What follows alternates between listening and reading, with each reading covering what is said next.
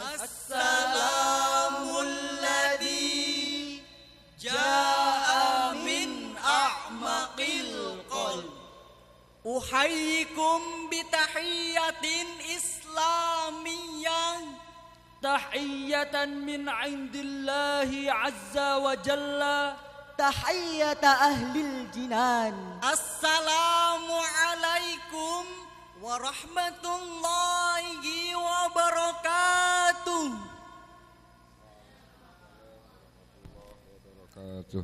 Alhamdulillah alladzi amarona bil akhlaqil karimah. Assalatu wassalamu ala rasulillah. Sallallahu ala Muhammad. Sallallahu alaihi wasallam. Sallallahu alaihi wasallam. Sallallahu ala Muhammad. Sallallahu ala Muhammad. Sallallahu alaihi wasallam. Sallallahu ala Muhammad wa ala alihi wa ashabihi wa man tabi'ahum bi ihsanin ila yaumil qiyamah. Amma ba'd. Ashabal fadilah hay'at at-tahkim al-adilin wa ya ayyuhal hadirun al-mahbubun indallah. Saat ini kita sedang berada di era revolusi industri 4.0 yang merupakan the big bang of information. Era menjamurnya media informasi dan komunikasi yang semakin mengagumkan. Media sosial menghadirkan kemudahan yang sangat luar biasa. Hanya dengan bermodalkan smartphone dan paket data, kita dapat menjelajahi dunia. Segala informasi mudah kita dapatkan. Kerabat jauh seakan di depan mata. Hingga aplikasi saham yang semakin menggila. Tanpa batas meraup kekayaan. Betul hadirin? Kementerian Komunikasi dan Informatika melaporkan.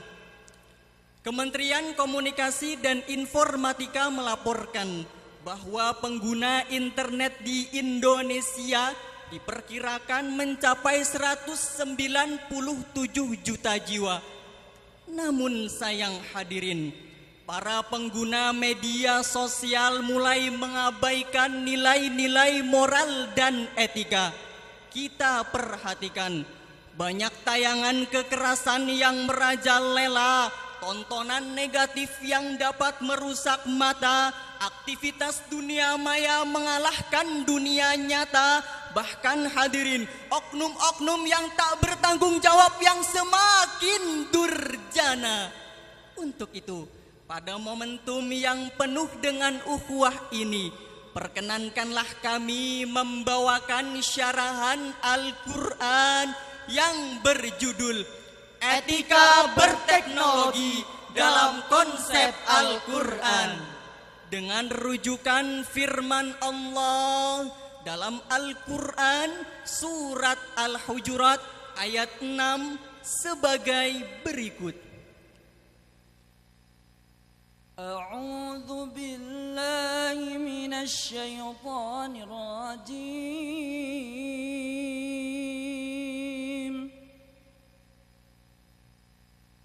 Bismillahirrahmanirrahim. Ya ayyuhalladzina amanu in ja'akum fasiq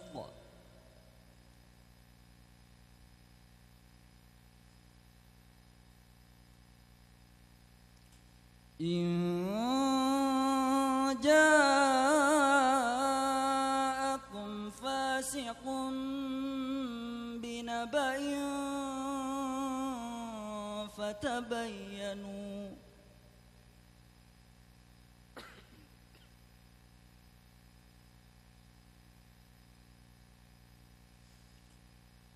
فتبينوا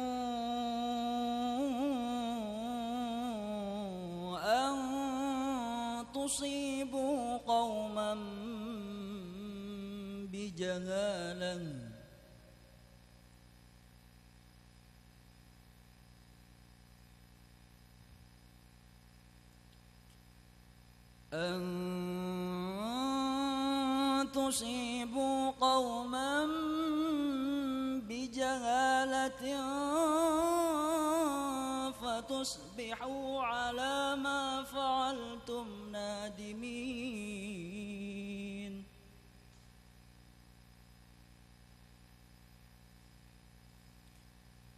فتصبحوا على ما فعلتم نادمين.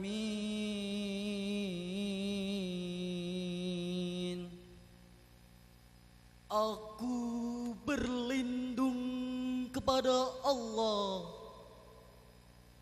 dari bisikan setan yang terkutuk.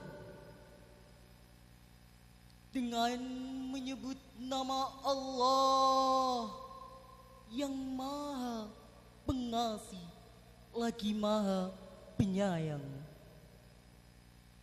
Wahai orang-orang yang beriman, jika datang kepadamu orang fasik membawa suatu berita, maka periksalah dengan teliti agar kamu tidak menimpakan suatu musibah terhadap suatu kaum tanpa mengetahui keadaannya, yang menyebabkan kamu menyesal atas perbuatanmu itu. Profesor Dr. Muhammad Quraisy Shihab dalam kitab tafsirnya Al-Misbah jilid 12 halaman 587 sampai dengan halaman 590 menjelaskan bahwa lafaz naba yang berarti kabar yang penting, sedangkan lafaz khobaro yang berarti kabar secara umum baik penting maupun tidak.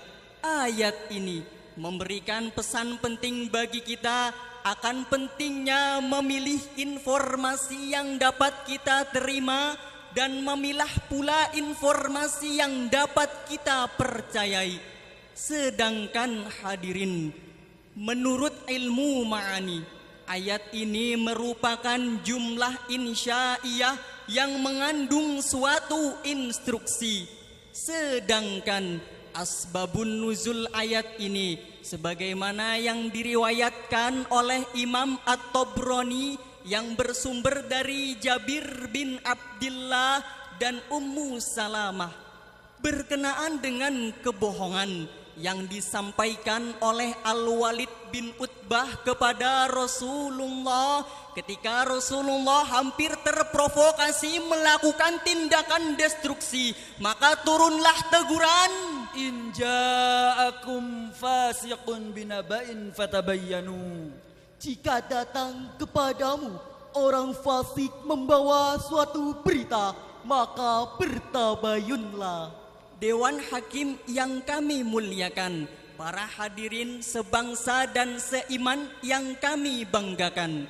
Seiring berkembangnya teknologi di era revolusi industri 4.0 ini, saat ini kita sudah mulai diawasi oleh pihak kepolisian.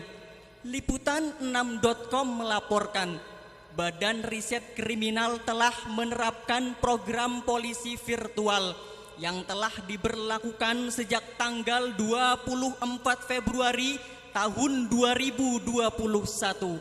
Hal ini bertujuan untuk memantau undang-undang informasi seperti transaksi elektronik dan sebagainya. kita lihat akhir-akhir ini teknologi di Indonesia yang semakin berkembang, aplikasi-aplikasi baru yang muncul menghasilkan uang. Sedangkan kita lihat hadirin semuanya, teknologi di Indonesia yang semakin berkembang, aplikasi-aplikasi baru yang muncul menghasilkan uang. Sedangkan kita lihat angka pengangguran yang semakin melambung, ujaran kebencian yang selalu menyinggung, budaya asing masuk dan tak lagi terbendung. Bahkan hadirin, berita hoaks semakin hari semakin tak terhitung. Belum lagi akibat pergaulan bebas yang merajalela, timbul pemerkosaan, perampokan, pembodohan, bahkan sampai mabuk-mabukan di jalanan yang mengakibatkan masa depan hancur tak karuan. Lalu, bagaimanakah Islam dalam menanggapi persoalan tersebut? Sebagai jawabannya, marilah bersama-sama kita renungkan firman Allah dalam Al-Quran surat Ali Imran ayat 104 sebagai berikut. Waltakum minkum ummatun yad'una ilal khair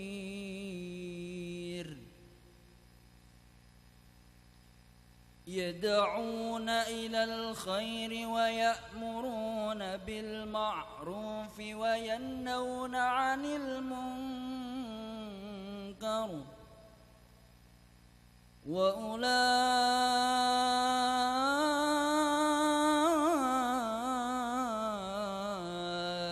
هم المفلحون. dan hendaklah di antara kamu segolongan umat yang menyeru kepada kebajikan, menyuruh berbuat yang ma'ruf dan mencegah dari yang mungkar. Mereka itulah orang-orang yang beruntung. Imam Ibnu Katsir dalam kitab tafsirnya Tafsir Ibnu Katsir jilid 2 halaman 254 menjelaskan bahwa maksud ayat ini seharusnya ada segolongan umat yang selalu siap siaga dalam menjalankan tugas ini.